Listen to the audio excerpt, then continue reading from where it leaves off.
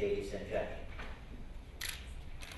Gédal sias Greenland, ma young that day the blue soil, is a rogue will 50 dollars Sarah, David, agus muimetic flame, all their shop, so I was Marukro and here, some of them, it's a very great pleasure and honor for me to be here today at UNESCO.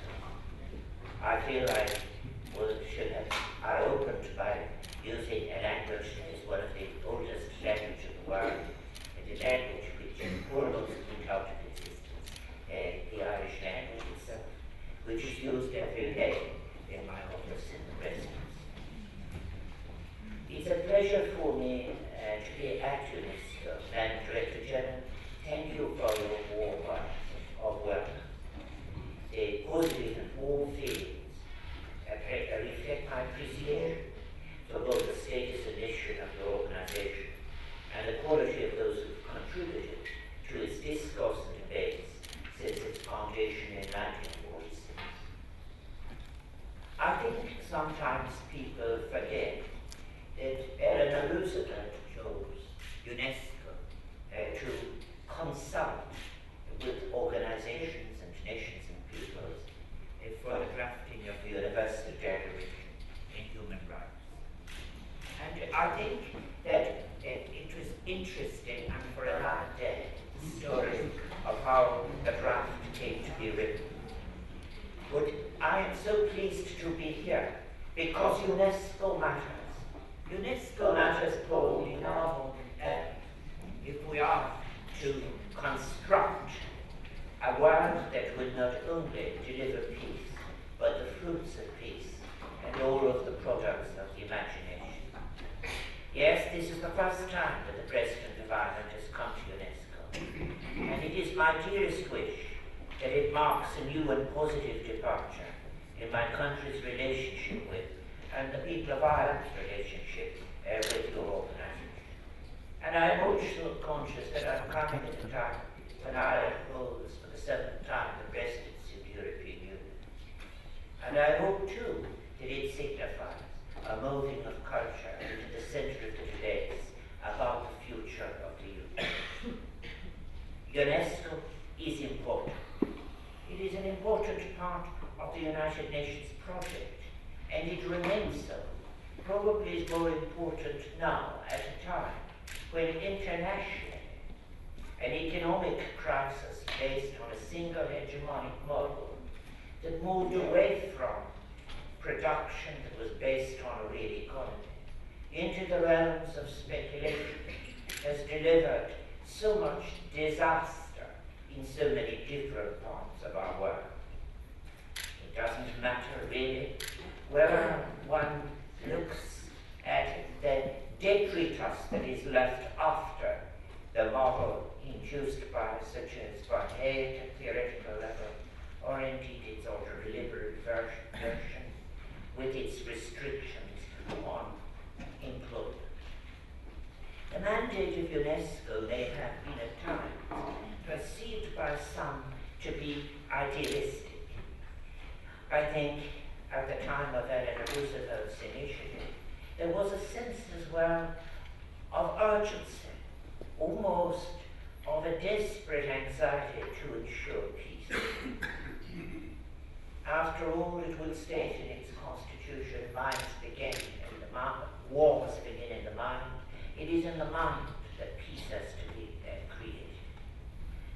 But at this time, I think it is important for us to remember that there is no necessary clash between interests and moral principles, provided that we define those interests as the interest of all of us, of living in peace, prosperity, security, safety, respect, dignity.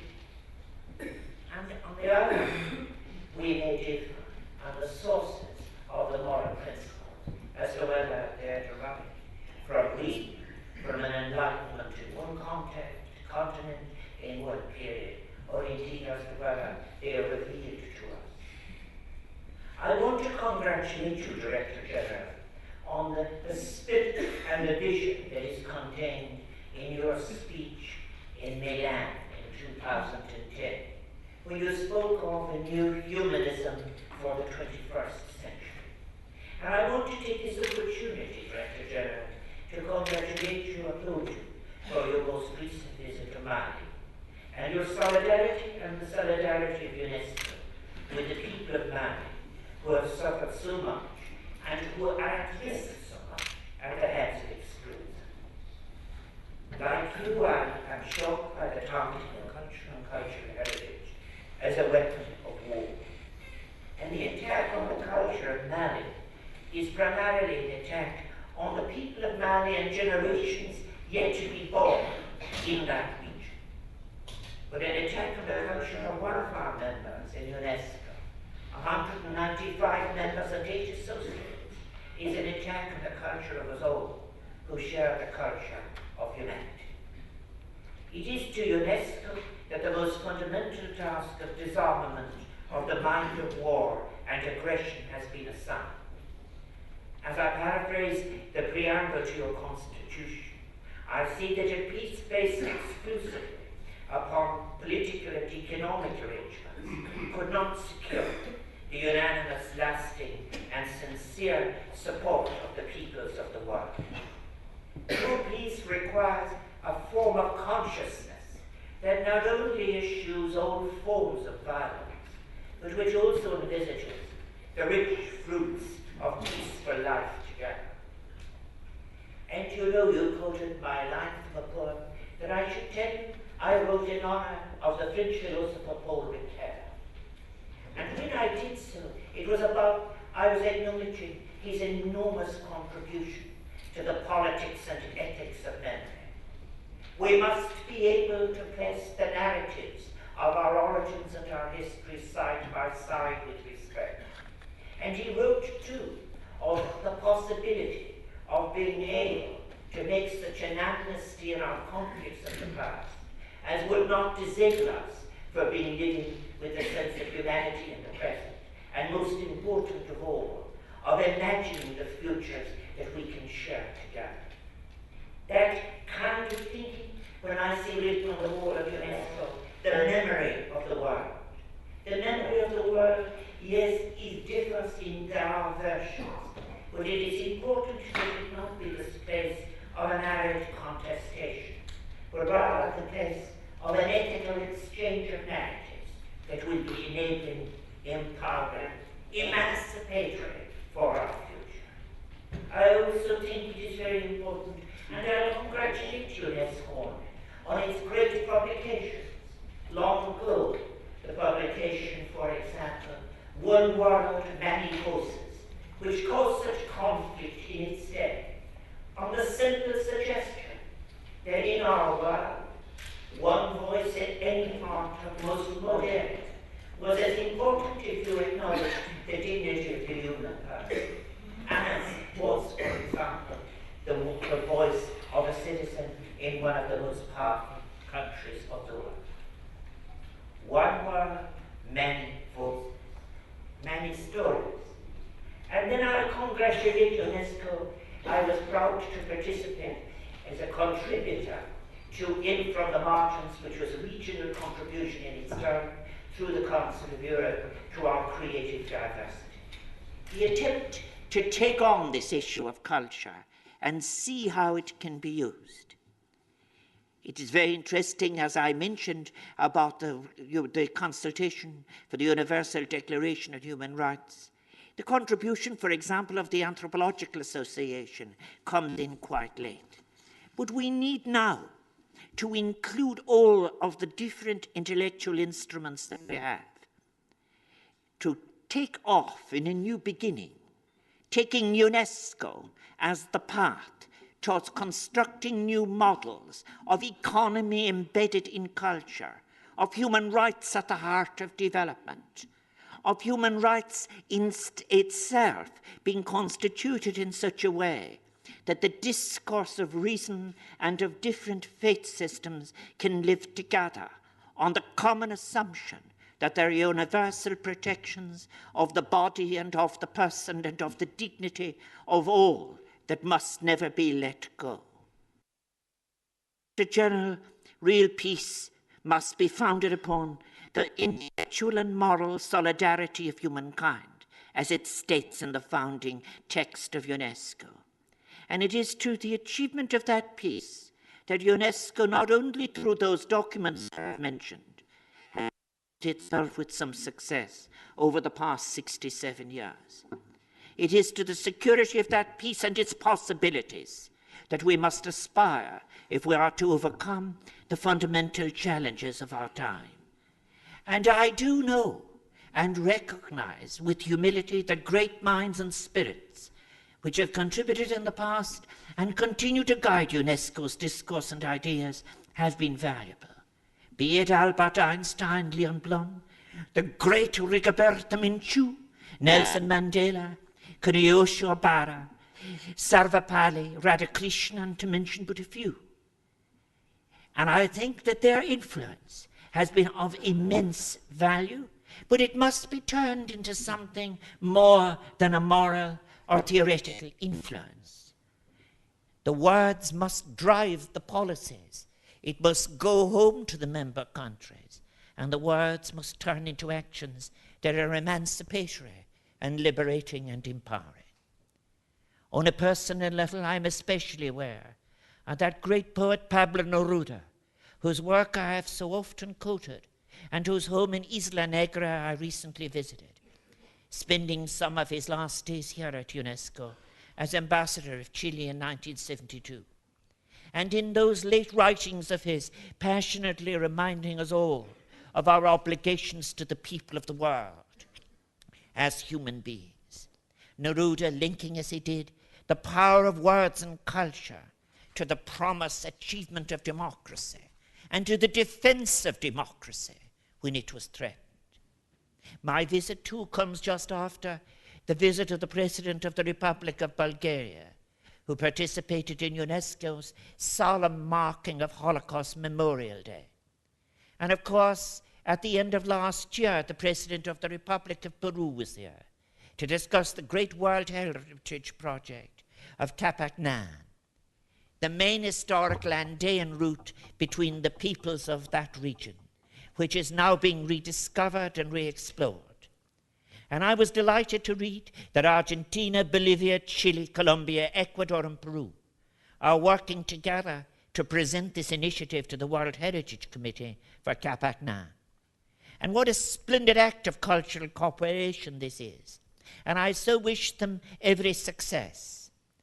This illustrates the power of shared cultural legacy in contributing to building and reinforcing peace between nations, and it is UNESCO that is providing the opportunity for this. I recently in South America described all of these countries' different changes, these changes from the base of societies, as something rather like the Canterbury Tales. They are all on pilgrimage, but they have a different story. Sometime it is change led by syndicalistas. Sometime it is change that is about participating in budgets. Sometimes it's about ethnic rights. But they all share one important thing, that their continent is a continent that is moving and changing from the base. And this is such a contrast to countries that were dominated by military regimes that excluded citizenship and trampled on human rights. And that project of theirs with others, the World Heritage Program of UNESCO, is one of the great visible achievements of UNESCO. But there are many more UNESCO achievements that have been feeding unknowingly into our daily lives, from how we approach education and science, to how we recognize, protect, and celebrate the cultural diversity of humankind, of how we defeat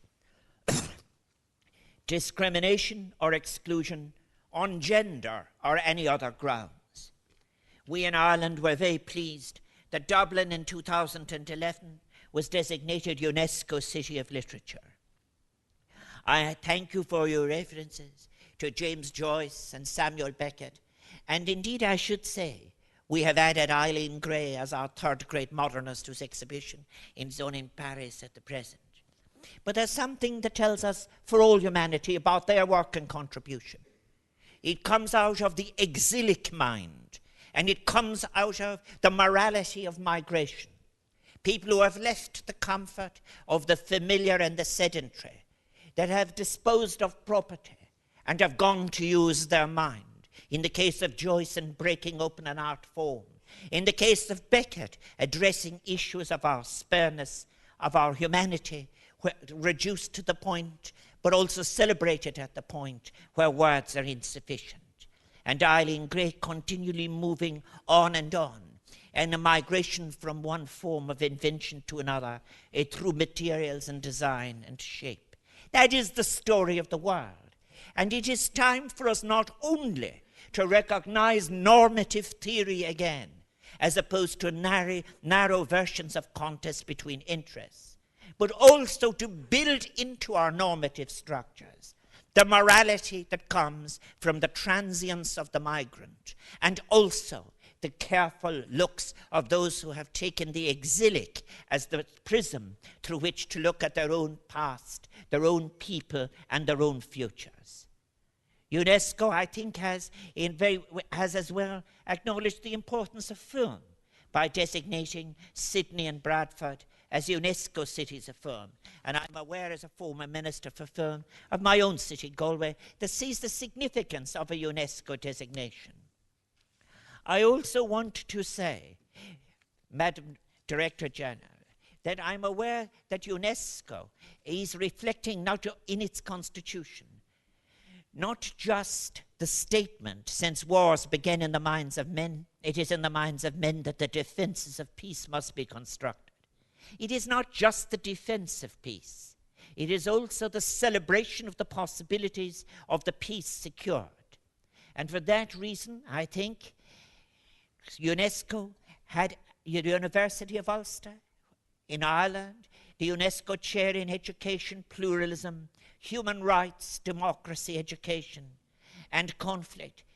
It working together with the third level institution in Ireland, another one, the National University of Ireland, Galway, the Chair in Education, Family Support and Youth Development, are taking that aim and turning it into practice with a focus on young people experiencing adversity. And these are practical examples of UNESCO's work in Ireland on post-conflict resolution, reconstruction, and conclusion. But I do want to say that the fundamental purpose must never be lost in the delivery of the practical project. UNESCO's priority themes on gender equality, ethically based development through education in Africa, are worthy of the support of all of us, all over the world. I also am aware that UNESCO faces particular resource challenges today. But I am confident, Madam Director General, that you, along with the Executive Board and the General Conference later this year, will find a balanced and focused program of reform, one that meets your needs, but one also essentially that safeguards the future of the organization. Those of us who have for long looked at the United Nations have made the case for reform, also know the essential work of some of the agencies, not only of UNESCO, but for example of the Food and Agricultural Organization. And such change as comes in those organizations must be one that is driven by the moral purpose of their founders. It is not a case of shrinking back to the point at which some norms of efficiency in an administrative sense are met. It is of making sure that the fundamental purposes are secured and that one is always open to reimaginative combining of resources to deliver the best result. Madam Director General, as I have said to you, that what I read in the Milan speech, 65 years after UNESCO was established, deeply moved me. I think it was so important for you to address this as a kind of inspiration towards the work of the review for the middle term and for the longer term. I think as well that building a human community, I think that being a humanist, you said, means building bridges between north, south, east, and west. and strengthening the human community to take up our challenges together. It means guaranteeing access to quality education for all, so that everyone may make their voice heard in the universal dialogue. It means encouraging scientific cooperation networks, establishing research centers, disseminating information and technology to accelerate the sharing of ideas. But you know, it is not the sharing of a single idea. We need to re-establish again in the public intellectual world the importance of the plurality of ideas.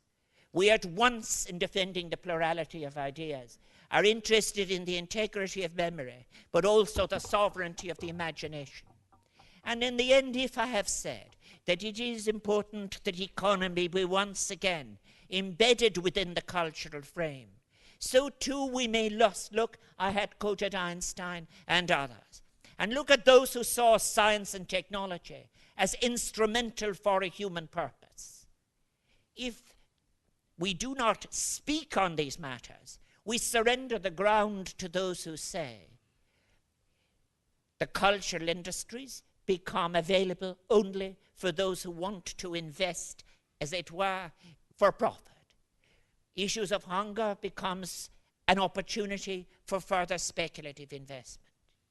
I cannot tell you how moved I was to get figures from Professor Howard Stein just recently before I spoke on world hunger, in which he pointed out to me that in 2011, in relation to famine, yes, Ireland gives a very great deal voluntarily, and 20% of our aid budget goes on relieving world hunger, and will continue to do so, even in times of austerity.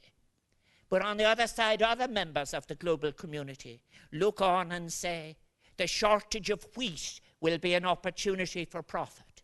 And thus it was that in 2011, 62% of wheat futures were owned by hedge funds. The comparable figure of the 1990s was 12%. So our world has that moral contradiction of those who would use words, and rightly so, to draw attention to the dying and the hungry and the vulnerable of the world. But also there are those who feel it is more important to leave intact, without criticism, a model that suggests it doesn't matter the source from where you make a speculative profit. And thus in the history of UNESCO, UNESCO was defeated in many of its aims by those who regarded education as the next best thing, water as the next best thing. And it could happen too in relation to the cultural industries, unless we are very careful. And that is why I am so pleased that UNESCO is having a conference to actually look at the creative industries and how they may be able to develop, and how they may build a model that recognizes that a cultural act, a cultural object, a piece of creation is not simply a commodity, but that it is something that is carrying the expression of peoples remembered and imagined, and the labor of the human person. I think that I so wish you well in the review that is taking place, and I so wish you well in all of these debates. Madam Director General, I am so pleased that you have instituted these broad open debates over the past few months, and I applaud you on this. And yes, we do need a debate on culture, one that takes into account, as I have said, not only its history as a concept. You know, in the European Union, it isn't there very much in the founding treaties. It makes it in as a reference in Maastricht. Why? Of course, because it was assumed the Council of Europe would do some of the work, but then culture also had a bad name. That is why one cannot abandon the area of culture as if, in fact, it was peripheral. It can never be peripheral. My other example is at this time, when the greatest scar on the European Union, for example, is the high unemployment rate, particularly the position of youth unemployment, which threatens not only in an economic way, but puts a threat itself, not just social cohesion, but the very legitimacy of the Union itself. I think, therefore, that one should recognize that the cultural space is wider than the economic space. And if one loses one's capacity as a consuming unit in an economy, It should never be the case that you lost your cultural rights to participate in the wider society. That is the principle, the fundamental one that must be accepted. And then also as well, that culture, as indeed our creative diversity argued, is never fixed or frozen, but is a process that is being continually changed from different impulses and new contextual conditions. In 1996, as President of the Council of Culture Ministers of the European Union, I sought to develop such a discourse on the right to culture, on cultural respect and access to culture as a right of citizenship. It is still my view. I also suggested that it was even more important that at times of recession you needed culture, because it is the spaces in the public world and the spaces in which, for example, you can share and exchange your vulnerabilities as much as your successes that defines true democracy and citizenship. I suggest that UNESCO cannot afford to fall into any dated pseudo-romantic trap of believing that devoting less resources to the broad cultural space is in any sense beneficial or constructive. Starving artists in attics may make for entertaining operatic librettos, but such a myth is as destructive of social value as it is of the individual artist's life. Really, you do not need poverty for brilliance in art. We must all come to accept that the cultural space, as I have said, is important intergenerationally as well, and it is something that embraces us all. And it is from that cultural space that we must develop the capacity of not just tolerating difference, but of being able to value the common discourse, the vulnerable thread of discursive democracy, so that you are able to listen to those to whom you oppose with respect, and therefore, gradually after a while, to put yourself in the position of the narrative of the other. We are in the throes of great change. As I have said, and I repeat, the hubris of the single hegemonic economic model of unregulated markets and speculative growth based on products invented virtually by the market, particularly fueled by property inflation, is of the past. Its disastrous consequences we are seeking to heal ourselves from.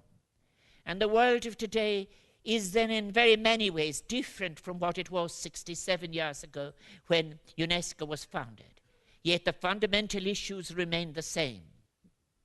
I think that it is very important for us to remember what somebody said at that time in 46. Sarvepalli Radhakrishnan called at your first general conference in 1946. He suggested how much time was wasted, how much human life was wasted in false and foolish divisions. And he said these past cleavages, he described them as intellectual narrowness and rigidity of revelatory creeds. We must approach the issues of development theory and practice with human rights at its center. Resume the search for discovering such human rights as we might call universal, and make our way with patience towards these two, not ceding any ground on that which we have lost. And we must realize as well that in development it is important not only to see developing countries as potential markets, but to transfer technology and science genuinely so as to enable them to deal with us as equals in relation to the future industrial world.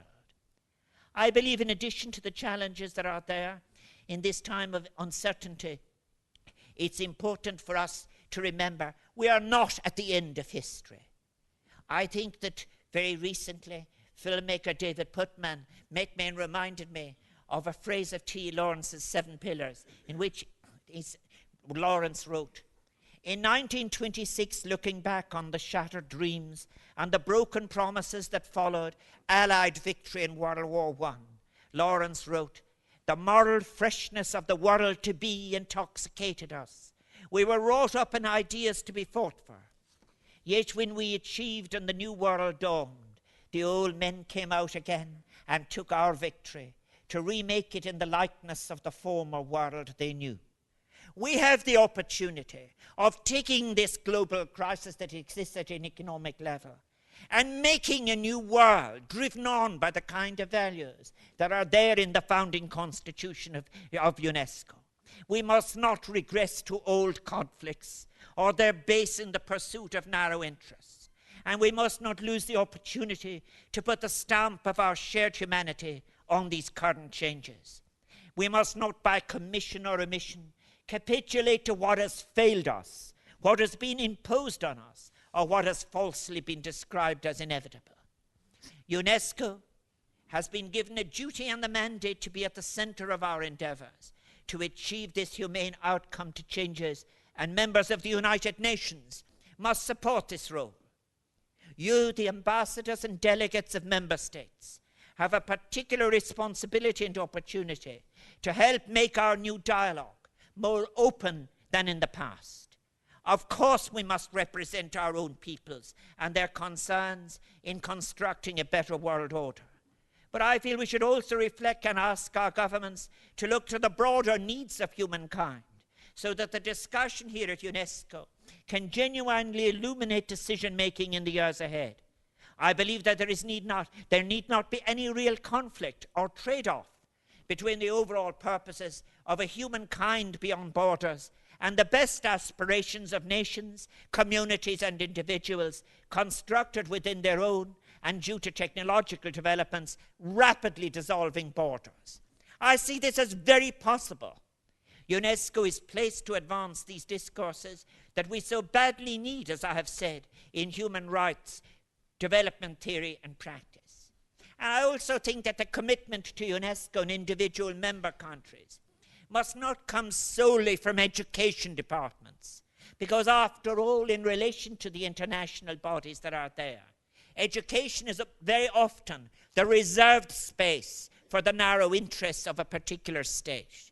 It is important that we break out from any restrictions in relation to educational borders, it seems to me. Education, yes, important and to be included, but other things matter, such as justice and human rights and equality. And resources do matter. I do know, indeed, what it means to have lost a significant portion of the budget. And I wish you well in filling that gap. And I'm convinced that you will be able not to be defeated by it.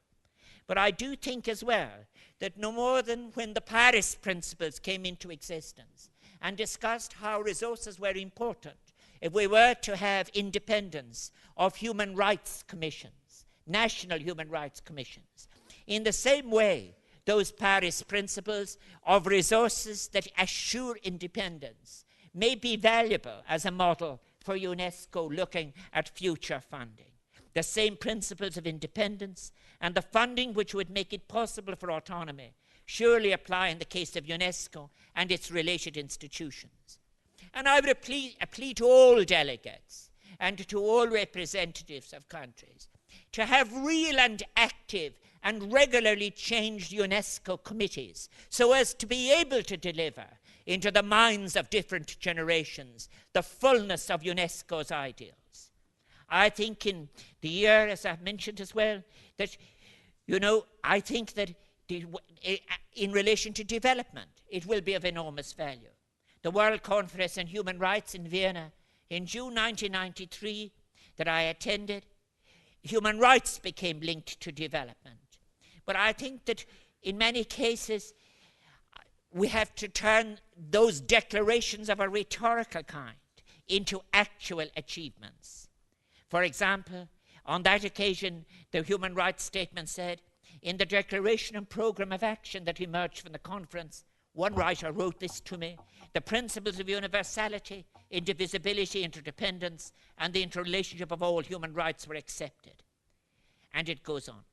Article 10 stated that the World Conference on Human Rights reaffirms the right to development as established in the Declaration on the Right to Development in 1986 as a universal and inalienable right.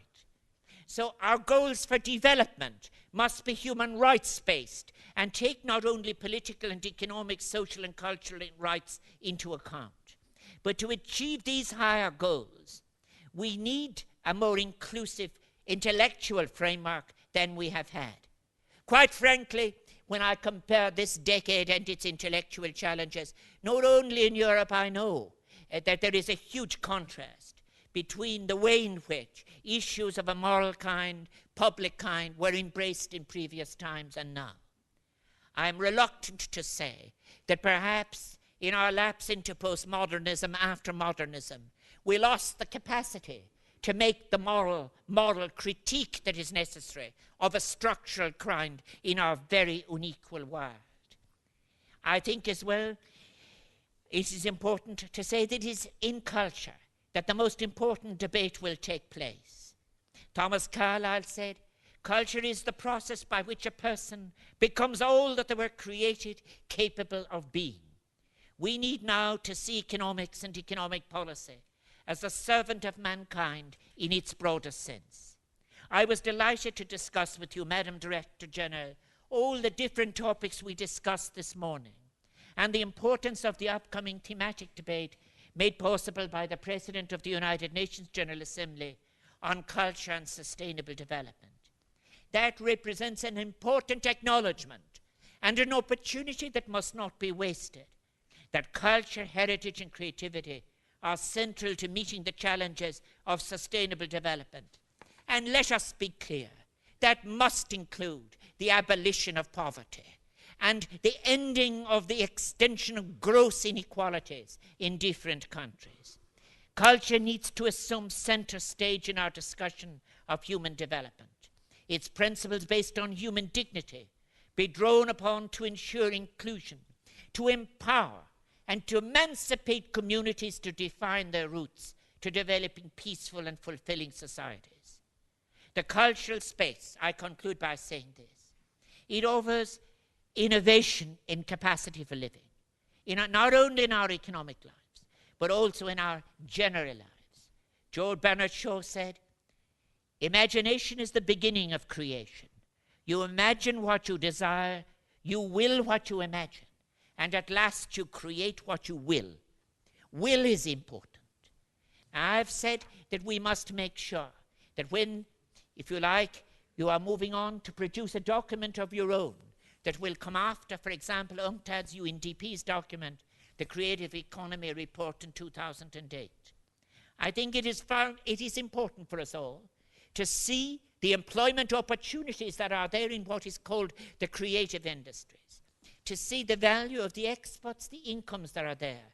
But it is even more important for us to realize that that must be based, those industries should ideally be based on cultural policies that have had principles of inclusion at their base. If it is music, if it is film, if it is software in technology, it should come on the certain base that all of the citizens have been included as a first principle, and then go on to yield all the rich harvest, be it in employment and in earnings. And I am certain that this is the best path, particularly in relation to eliminating huge gaps between north-south in economic terms. It also is the most sustainable. It is the most creative. It is the most innovative. It is the most inclusive. And it is the best contribution to the peaceful use as a resource. I think that is such a better road than simply seeing the capacity of such an area as simply creating new pools of consumers. I have to say finally then that the themes for resumed discussion, in which I will be happy to support and contribute, the themes which I will watch with great interest from my home in Ireland. How can we bring culture in from the margins to the centre of policy formation, to the heart of public administration, that realizes that culture cannot be administered in the same way as any other administrative commodity? How we can ensure real and full freedom of expression, ensuring our vindication of fundamental freedoms, protections to those who need it, that must never be traded in the name of cultural contingency. There is no cultural contingency that should ever be used as an excuse for the trampling on a right of protection of the body or of the person or of the belief or of speech. And we must ask, too, how we can fulfill human capital's potential to construct a form of work that is fulfilling and sustainable and that acknowledges the human person. How we can reconcile the arts and sciences and restore the unity of our thought within diverse inheritance of ethics and thought. All of these themes, I suggest, are inextricably linked and must take into account respect for identity, diversity, and minority cultures. And these, I humbly suggest, ladies and gentlemen, are themes for the future agenda of your discourse here at UNESCO. They are intellectual and moral encounters which draw little upon your scarce resources, but they can be the source of enormous wealth for humankind as we grapple with the challenges before us. Mar focal skur kun krieke carlechen medelarom, going back to my native language. Finally, may I also take this opportunity of addressing the importance of intellectuals, public intellectuals, supporting the dialogue we desperately need if we are to have a constructive engagement between our systems of thought. A dialogue, for example, as I have already said, between what has been called the Western world and moderate Islam. If we are threatened by the extremes of any distorted faith system, it is often because we have not had the conversation we need with those who see the truth, the beauty, the belief that is at the heart of some of these beliefs. The Western world has neglected its conversation with moderate Islam. And there are many in moderate Islam who must speak to us too if we are to save the world from the expression and consequences of extremism. We cannot afford to allow the extremes with their distortions to imperil our peaceful coexistence. So the legacies of our civilizations and our heritage, they're not separate from each other. And I think, Madam Director General, may I once again thank you and the delegations for the warmth of the reception which I've received. Yes, I've been long an admirer of your organization, and today's visit to the headquarters of UNESCO has been uplifting. The opportunity to glimpse some of the large and diverse collections has been very fine. And thank you for your reference to James Joyce and Samuel Beckett, who are part of the exhibitions that you have on. I think I would like to reiterate, Madam Director General, that while there may be a preponderance at times of gloomy economic commentators just in this part of our shared fragile world at the moment, I believe that the potential for all of humankind is so much more positive. We live in times of change and opportunity to advance the real development of humanity. And again, and not only as President of Ireland, but when I look at cultural expressions at any part of the world, I see the joy and the expression and the ability to transcend difficulties and the ability to put the wound and the grief out there as part of one's expression. That is being human. That is the power of culture. And that is the importance of an organization such as UNESCO. And may I wish you well. May I wish you well in all these debates and reviews which you are having.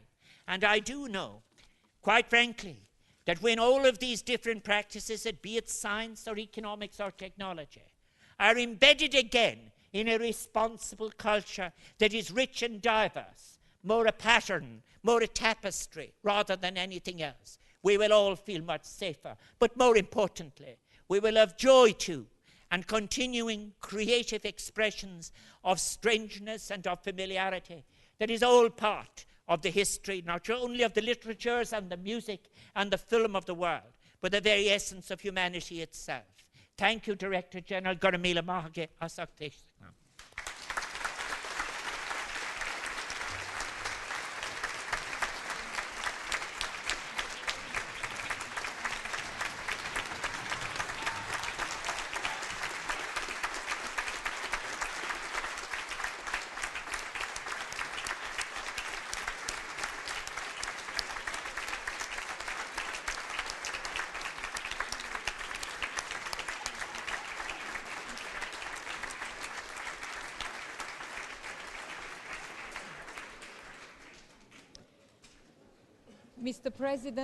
Mr. President, Excellencies, thank you so much for this thought-provoking, inspiring, stimulating, rich in idea speech. You, Mr. President, has elevated our debate to heights that I think we have not seen in this House, and I believe the applauses that you have received are well merited. It was a speech of a great intellectual. It was a speech of a great political leaders.